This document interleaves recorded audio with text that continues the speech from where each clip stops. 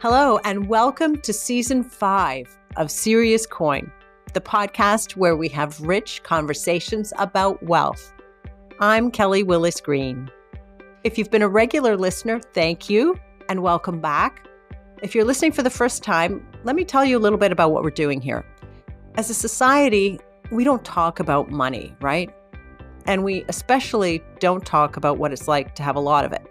But I'd like to see that change because particularly if you're new to wealth, it can feel wonderful, strange, and also highly isolating. And I think as wealth holders, by sharing our stories, we can learn from one another about how to live more comfortably and more meaningfully with wealth. My own story is that I spent 25 years working in the private wealth management industry as a marketing and communications executive. I was a student of wealth, and I thought I understood what it meant to be high net worth. But in 2016, I married someone who has been financially very successful. And stepping into that new life, it seemed like everything changed, and yet nothing at all. And over the past 4 seasons, I've talked with guests about everything from investing in art, to how to set up a family office, to managing friendships when there's a wealth gap. And those conversations continue this season. This first episode of Season 5 is in celebration of International Women's Day, and I'm talking to an exceptional female entrepreneur, Lotte Davis. And her mission is to empower other women. Lotte and her husband, John, are the entrepreneurs behind AG Hair, a professional hair care company that they founded in the basement of their Vancouver home back in 1989. And they've since built it into a multi-million-dollar business, servicing thousands of salons across the globe. 25 years later, Lotte decided to channel the entrepreneurial juices just seeping from my pores, as she put it, into a new venture, a philanthropic startup to really do something for women in Africa, which is where Lotte was born. She founded One Girl Can to provide education, training, and mentoring to thousands of young women in Kenya, and it has become the defining work of Lotte's life. In our conversation, Lotte tells me about those 2 big chapters of her life, as well as the major obstacles she's had to overcome, including navigating their business during the pandemic, which threatened to destroy everything they'd built. I started by asking Lotte to take me back to the beginning of her entrepreneurial journey. Well, my husband and I really clicked the minute that we met, and we would spend time while we were starting to date talking about business ventures. The interest, the energy that we both had for thinking about how we could do something new. And it became very apparent that we had compatible skills, that he had in abundance what I lacked, and vice versa. And so we were constantly looking for some very stupid ideas, like beating up pine boards and making furniture out of it in the early 80s, and a couple of things that weren't going anywhere. But fortunately, we realized very quickly that we were going to really become successful through some of these things. And we really stumbled into AG, and we didn't start out thinking, let's start a multi-million-dollar business today.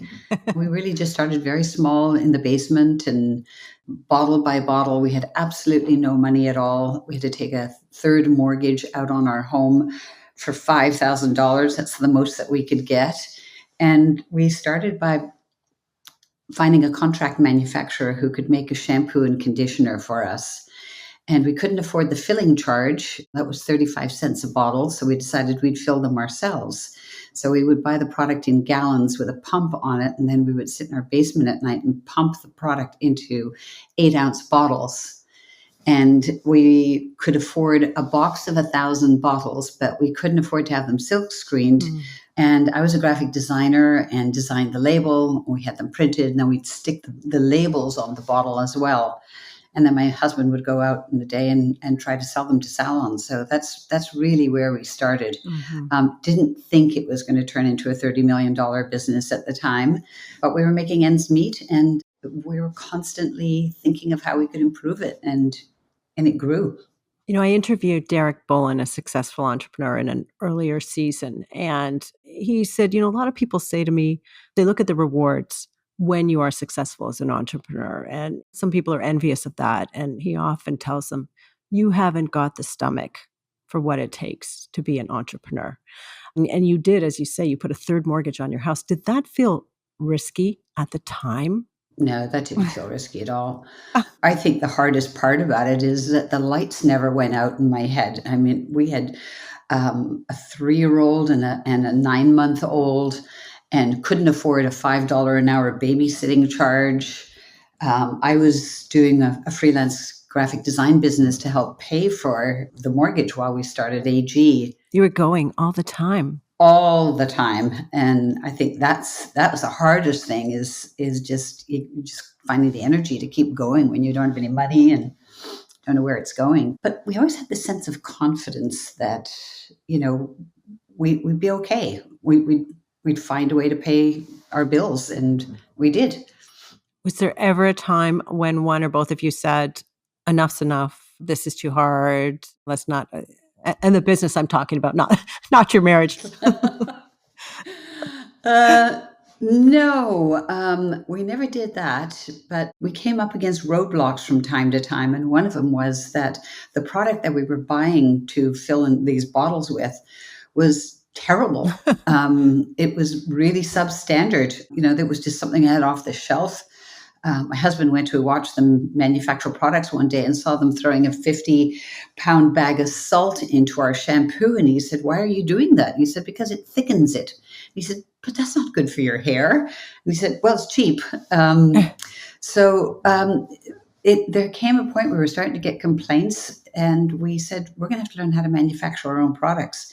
And that was kind of one of those nights where you've got your eyes open all night long, staring at the ceiling, wondering how you're going to get to that next level. But we figured it out step by step, and things worked out. We didn't have any money. We didn't have any knowledge.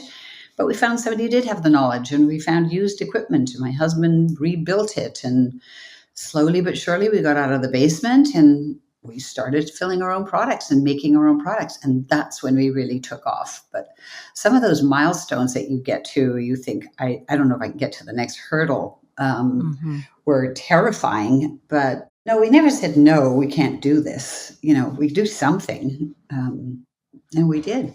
Yeah, I read you said that we never should have succeeded. We had no money and no experience in the professional hair care industry. And yet you did succeed. And it sounds like from what you're saying now, it was just resourcefulness and resilience, never giving up.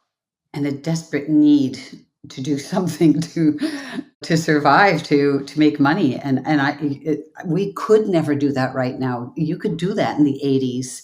You could just walk into salons and sell them stuff. But, we've become too professional now. I don't think we could ever replicate that. We got lucky. So luck and timing may have contributed to their success, but I think you get a sense of Lotte and John's resourcefulness and resilience. And they would have to call on those skills again in 2020, when they were faced with the risk that nearly ruined everything they'd built in their business. Lotte took me back to the start of the pandemic, when they first knew they had a problem. Well, I think I would choose March 13th as kind of the D-Day for the pandemic, where everybody just said, oh my God, this is really happening.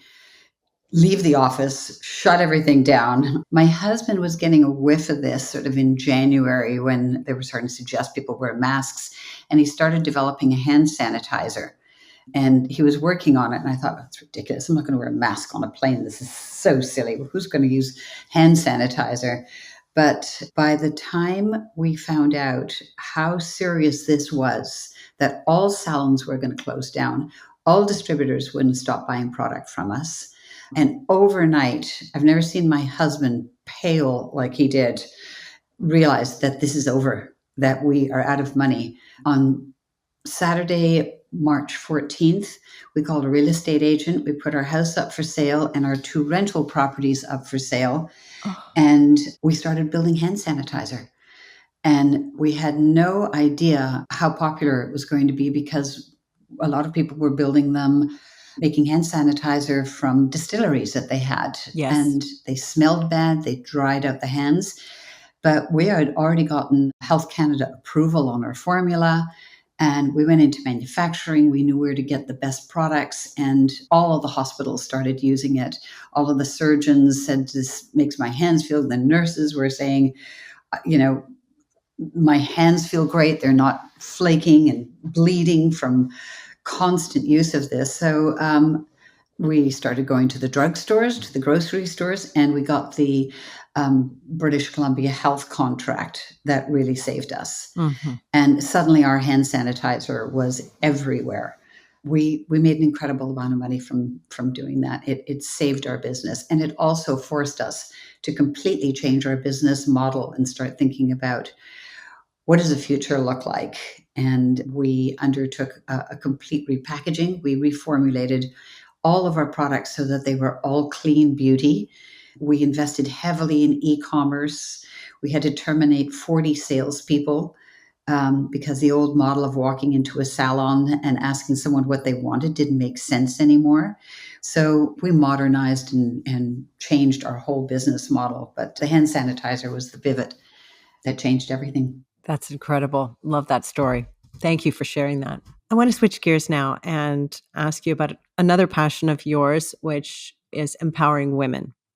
And I'm talking specifically about One Girl Can, which helps girls in Kenya develop their potential through education and training and mentoring, an organization that you founded. And I'm interested in, how did you land on that cause in that country and founding that organization to fulfill your mission of empowering women? Well, I think I'd always had a burning desire to go back to Africa. All I could read as a teenager growing up was anything that was about Africa, about civil rights, about the slavery movement. I felt very attached to that. And I also really felt that I wanted to do something for women, and I wasn't sure how that was all going to come together. But it did at a certain point. At a time I remember really distinctly in 2006, where I finally realized that we were going to make it, that the business was stable, it was growing, we didn't owe any money, and we didn't have to worry about it anymore. And the second I realized that, the next thought was, I'm going to go back to Africa. I'm going to do something there. It was just like in the blink of an eye, the whole thing came to me. And I thought, what an exciting opportunity to be able to use the money that we've made and to try to give back. I had no idea how I was going to do this. It's been 45 years since I was in Africa. I didn't know anybody there anymore. I didn't know where to start. So I started reading books again. I started reading everything I could about Africa so that I could figure out what country to start in. And I finally decided on Kenya. So that's really how it started. I actually did start with World Vision initially, just to get a foot in the door. And I found that a most unrewarding experience, not because of World Vision, but because I had entrepreneurial juices just seeping from my pores. Right. I can't write a check. I found it most unrewarding. And so I did ultimately just get on a plane and go to Nairobi and found an NGO there that was based in Africa, run by Africans, worked in some of those marginalized regions, and gave me liberal access to go and speak with people and see the projects myself. The NGO that I worked with said, what we really need is schools for girls, because the girls don't have an opportunity to even go to a school, even if their parents could afford it, because there's so few and far between, and the facilities are inadequate. So I worked for about 5 years with an NGO and then realized that it was, as an entrepreneur working in a bureaucratic organization, it was like mixing oil and water. Mm-hmm. It wasn't going fast enough. They had no accountability for what they were doing, and I needed to get things moving along But it was a good stage because that's how I learned. And I started speaking to the girls in the schools instead of just building them. And I realized that there was so much more that we could do. And really, everything that we've done has been informed by the girls themselves, by talking to them and understanding, oh, you actually have to leave school several times a year because your parents can't afford the monthly fees. Well, we need to change that first of all. And the goal really became, how do I impact gender inequality? And how will I know when I've reached that? And I began to understand that if women had their own money, then they could marry anybody that they chose to marry. They could do what they want with their lives. They could make their own choices. And so I started to equate success with being financially independent. And so that became the goal. I'm so interested in this theme of you bringing your entrepreneurial juices, your skill set to the social sector, because I think many entrepreneurs who would be philanthropists sometimes struggle and become frustrated with the slow pace of change and the bureaucracy. So, how has your experience been an asset, and how has it been an impediment for you in that space? How do you look at that? Being an entrepreneur, I don't see it at all as being an impediment. It's only been an asset for me, and I think it really defined everything that I did. First of all, for me, there's no difference between running a not-for-profit and a for-profit business. If you're going to be successful, you need the business skills. You need to have KPIs. You need to have solid marketing. You need to have incredible customer service. And I always considered the girls my customers. And making sure that they became financially independent was the goal. And if I didn't do that, then I'd failed. But the other thing is, what I realized being around these girls is how much knowledge I had accrued through a lifetime. You don't realize when you're in North America what you pick up through osmosis by just being in this environment all the time, how much you learned. And these girls knew nothing.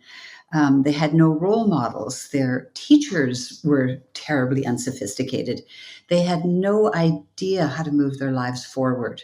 I went through a small period of time and I thought, how do I speak to a girl living in extreme poverty in Africa and tell her, you can be successful like me? And then I had this aha moment where I realized, well, this is how I became successful. I had a vision of who I wanted to be and how successful I wanted to be. I started building a plan and I executed every single day. And it was just the fundamentals of goal setting.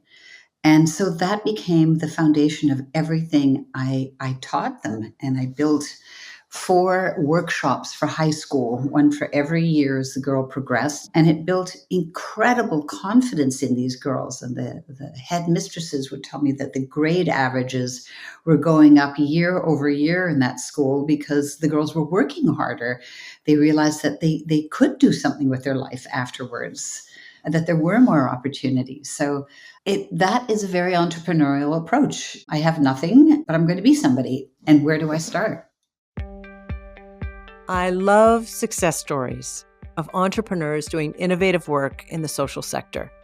And One Girl Can is definitely a major success story. In just over 10 years, they provided more than 1,500 scholarships. They mentor 12,000 young women in Kenya every year, and they provide training that helps these women find jobs or start their own businesses. And you have to keep in mind, this is a country that has a 40% unemployment rate. And as much as that formula is working, because Lotte is such a driven entrepreneur, she's always thinking about how to improve. For example, in 2021, she partnered with the Sauder School of Business in British Columbia to provide entrepreneurial training to her mentees in Kenya. With all this experience behind her, I wanted to know what advice Lotte has for other entrepreneurs who may also be thinking of starting their own charity. I would say first and foremost, it should align with your customer profile. I never intended for this philanthropy to be part of our business model, but all of our customers and all of our salespeople became so interested in what we were doing because we have probably our customer base is 95% women. And for them to see an organization divert some of their profits into helping women become more confident and financially independent was something that really appealed to women, and they felt that they wanted to be a part of it as well. So it became the right thing for our organization. So I think it's really important that you choose a charity that your customers will align themselves with. There are a lot of wealthy people who are very, very generous and very committed to philanthropy, and there are some that are not as active or are reactive, and maybe they haven't found the right cause, or they haven't had the time or the opportunity or the impetus. If they're listening to this podcast, what do you want to say to them about the opportunity to become involved in philanthropy? Well, I think in a lot of ways for me, it was more meaningful than actually starting a business. I always thought that when I became financially independent, that there wasn't anything beyond that, that was sort of the apex of any career, of any lifetime, to say, I don't have to worry about money anymore. But when I finally reached that point, it didn't feel like anything. It was just the way my life had gone. But when I started actually giving that money away and helping other people, that's when life got really exciting for me. There's something so meaningful about having achieved that success and then having both the resources and the networks and the impetus to want to then help other people achieve some of their goals. And yes, it is money, but it's also experience, and it's giving back the talent that you've accrued over a lifetime and the knowledge that you've accrued, and creating those shortcuts for other people, and literally creating a better world because you're accelerating that opportunity for people who might not have any access to it whatsoever. I know that you participated in TD Wealth's Women in Philanthropy study. And in that report, some of the philanthropists that were interviewed said they were disappointed and maybe a little critical of the advice they received from their financial advisors as it related to their journey as philanthropists. I'm interested in what your experience was and what advisors who are listening should know. Yes, that's an interesting question. I'm very happy to answer that too, because I found my experiences with bankers was so banal.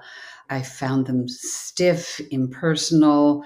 They're constantly trying to sign me up for private banking, and they couldn't explain why that was going to be a benefit to me. And in 2014, I got invited to do a TD panel discussion. And they had invited a room full of women and three other really strong panelists. I was really honored to be on that panel. And they wanted to know about what women were doing with philanthropy and tell their stories. And I was so impressed that a bank would actually bring all of these people together in one room, bring their customers together, and provide this kind of information to them. And I called the next day and said, I really want to talk to you about private banking because I'm so impressed by your reach into the community. And the woman that was putting on the event was going to be a private banker. She'd actually put the entire event on. She had these personal connections with all of her clients and knew that they were interested in how to invest their money in philanthropy, and was unbelievably personal. She came over in her black bomber jacket to our office and signed us up. And I thought, this is what I want. And over time, she introduced me to estate planners. We built an incredible plan for and a will. They've taught us how to make money, how to pay less interest, how to move our funds around, and all in a very personal way. I found that so interesting what you're saying about when you got to the point that you had attained financial independence and then it felt, I don't know if you used the word empty, but wasn't really what we all expect. And that is a great segue into wrap up final questions, as I always do. At the end of each episode, I like to ask just a few questions of my guests to get a sense of their view of money and insights that we can all learn around that. So what is one thing you didn't know about wealth until you created it yourself? Well, actually being able to share it is in many ways far more rewarding than having it and spending it on yourself. Which is more challenging, creating wealth or managing wealth, and why? It's probably more about managing the wealth because I've never worried about creating wealth. I've been doing it since I was in my early 20s, although I wouldn't have considered that wealth at the time, but I've never worried about taking care of myself. And that's probably one of the reasons that I've never had any issue spending money either, because if it runs dry, I can always recreate it. I think managing the money is a completely different mindset that I don't have, but spending it is something I'm actually very good at. All right. So, what is one thing you spend money on that you consider a bit of a guilty pleasure? There's nothing I spend money on that I feel guilty about at all. I think if I had 3 months to live, there would be nothing that I would need to rush out and buy, or someplace that I need to travel to. And I will say that I'm not extravagant by my own standard, obviously, and some people may not agree with that. But I have a very healthy approach to spending money. And I think that I've always lived for today. My husband would always say, we can't afford to go on that trip with the kids. And I went, yes, we can. And then we would create these incredible memories that we still just cherish every single day. We're able to regenerate money. If it's not there, we'll find more. But worrying about it all the time and wondering what would happen if I spent it on myself and I didn't take that trip, or I didn't build the house that I've always wanted to be with, or get that boat that we could go out with the kids and have wonderful adventures on. I think that's living life to the fullest within the means that you have, without worrying yourself sick about whether or not there's going to be any before you die. That's never been my concern at all. How would you describe yourself as an investor? I think both my husband and I like to invest things that we can wrap our arms around. And so we've always invested in real estate. We've probably built or renovated 10 houses in the 40 years that my husband and I have been together, starting very small, but that always provided us with money to get a bigger house and a bigger house. And we've always invested in our business. We like having an active role in our investment, and we can feel real estate, we can feel our business. I think what we're really reticent about and have a lot to learn and a lot to trust is giving our money to somebody else to invest. Anytime we've done that, it hasn't worked out well for us, but it is something that we need to embrace and learn more about. You have 2 daughters. What would you like them to know, or what do you hope they know about managing their own financial resources? That's an interesting question, and it does make me laugh a little bit because, right or wrong, I started them thinking about money at a very early age. They both had bank accounts at 5 and 7.